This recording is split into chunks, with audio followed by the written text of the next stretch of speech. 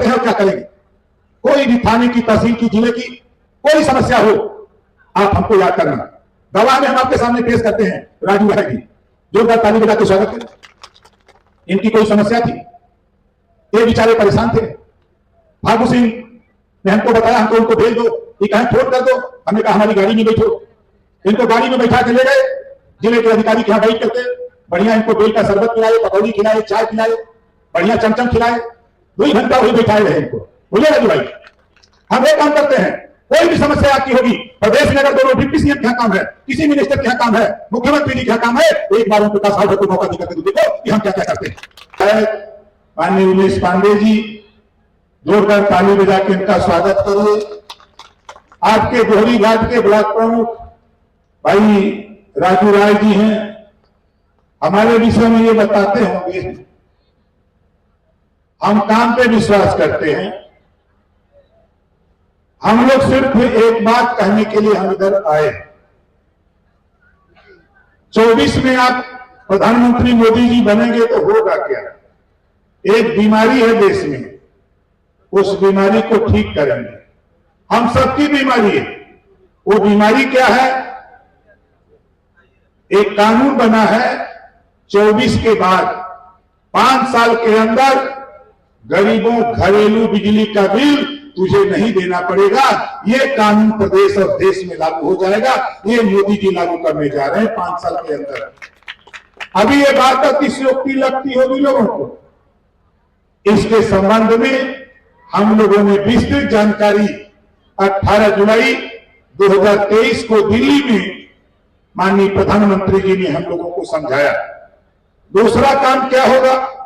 24 के बाद देश में नई शिक्षा नीति लागू होगी। नई शिक्षा नीति में क्या होगा? कक्षा 6 से रोजगार परक शिक्षा लागू होगी। मोबाइल बनाना, मोटरसाइकिल बनाना, पंखा बनाना, फ्रिज बनाना, कूलर बनाना, एसी बनाना, इस तरह के 100 विषय बनेंगे। और कक्षा 6 से एक विषय पढ़ना अनिवार्य होगा। देश में तकनीकी शिक्षा माननीय नरेंद्र मोदी जी लागू करना चाहते हैं। इस बात को लेकर हम लोग जनता के बीच में, और अभी पूजा राय जी बता रहे आयुष्मान कार्ड, मोदी जी की स्कीम आयुष्मान कार्ड, गरीबों के 5 लाख इलाज। योगी जी की अलग स्कीम, प्रदेश में एक विवेकाधीन कोष है। विवेकाधीन कोष से 403 विधायक, सबको छूट है, जितना रुपया ले जा करके देना हो इलाज के लिए ले जाओ। 7 साल के अंदर 18 करोड़ रुपया में गरीबों को देकर के इलाज कराने का काम किया। और आपसे भी कहना चाहूं, ईश्वर न करे कोई बीमार हो, अगर कोई बीमार होता, इलाज कराना, ऑपरेशन कराना हो, तो 3 पेपर हमको खाली देना।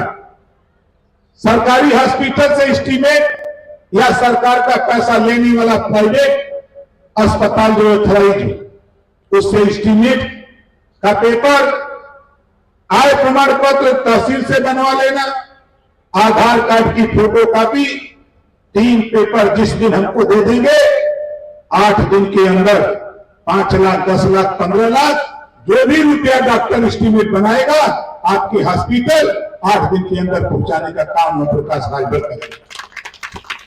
रुपया पड़ा है, कोई लेने को तैयार नहीं।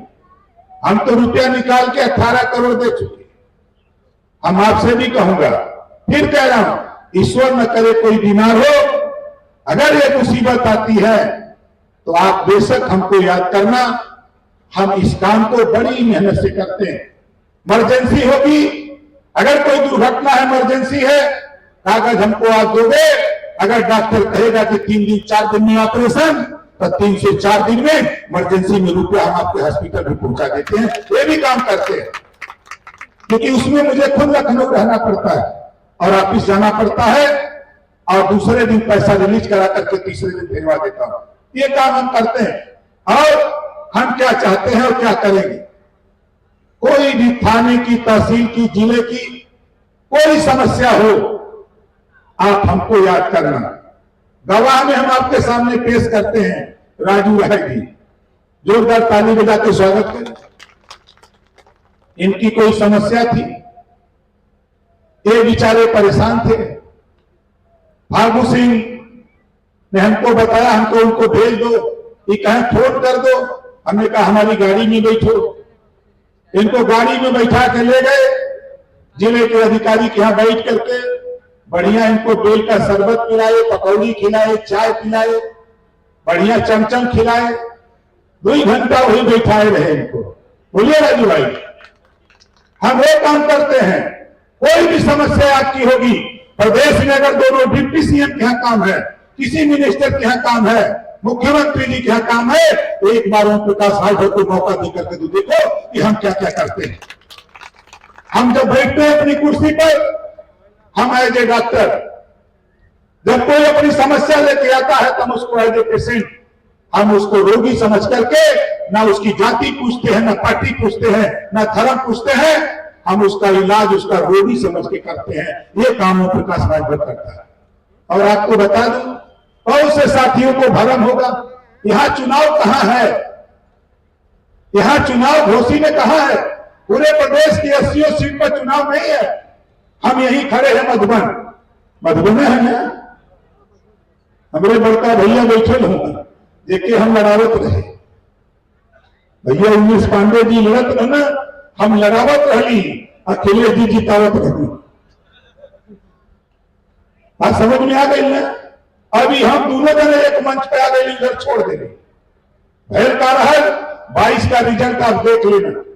83,000 वोट भारतीय जनता पार्टी पाई थी इसी मधुबन में। 79,000 वोट भारतीय जनता पार्टी पाई थी। 76,000 वोट समाजवादी पार्टी पाई थी। भैया उमेश पांडे जी गिनती भाई तब तक रहना वही 76 रुपए ना 79। अब का भैल, अब यो आ गई ना इधर, हम आ गई इधर। अब वो मन से 76 में से 25 घटवा दे। बोला वोट हो कि नहीं, हमारा वोट बड़का भैया कहो कि नहीं। 25,000 खाली घटागा और 79,000 में जोड़ना। कहां लड़ाई है, कतो लड़ाई है। 1 लाख के ऊपर वोट मिलेगा मधुबन, आप देख लेना। जब टीवी में रिजल्ट आएगा तब गिनती कर लेना। हम ले चलते हैं आपको रसड़ा, जहां हम रहते हैं। इतिहास है, आपके पास मोबाइल है, अपने गूगल बाबा से पूछो या चुनाव आयोग की वेबसाइट खोल करके देख लेना। 4 चुनाव, समाजवादी पार्टी 28,000, 32,000, जब पंडित जी लड़े तो 35,000। इसके ऊपर वोट नहीं पाती है समाजवादी। और हम अकेले हम वहां पाते हैं 52,000, 51,000, 53,000। कई चुनावों में इतना वोट पाते हैं। और भारतीय जनता पार्टी 62,000 वोट पाई थी। हमारा और दोनों जोड़ दीजिए तो कहां से भारतीय समाजवादी पार्टी कहां खड़ी नजर आएगी। लड़ाई कहां है। आप चले जाओ मधुबन, बहुत उछल रहे हैं, घोषी जीत गए। अरे वो समय बसपा ना लड़ल रहल, जीत गईला। अंधेरे के आगे बतेर कहावत है, तो बहुत उछड़त हुआ तुम लोग भाई। उछड़ेगा 4 तारीख के समझ में सबके आ गई। ये ओम प्रकाश राजभर, हम 2 साल से चुनाव लड़ती घोषी में, आज 1 दिन से हम नया रही। कोई ऐसा बूथ 2158 बूथ है, हर बूथ पर हम लोग टटोल करके हम लोग तैयारी कर चुके हैं।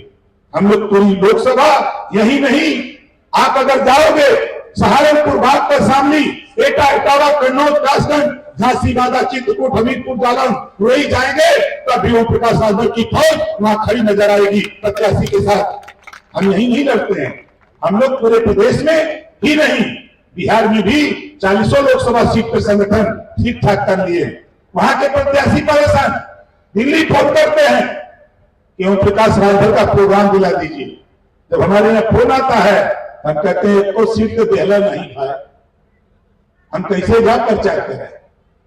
तो जुगाड़ बनौले है, बात भई बात दूसरे रास्ता से जाने वाले हैं, जल्दी ही जाएंगे। तो साथी मकसद हमारा, हम अहंकार हम नहीं बोल रहे।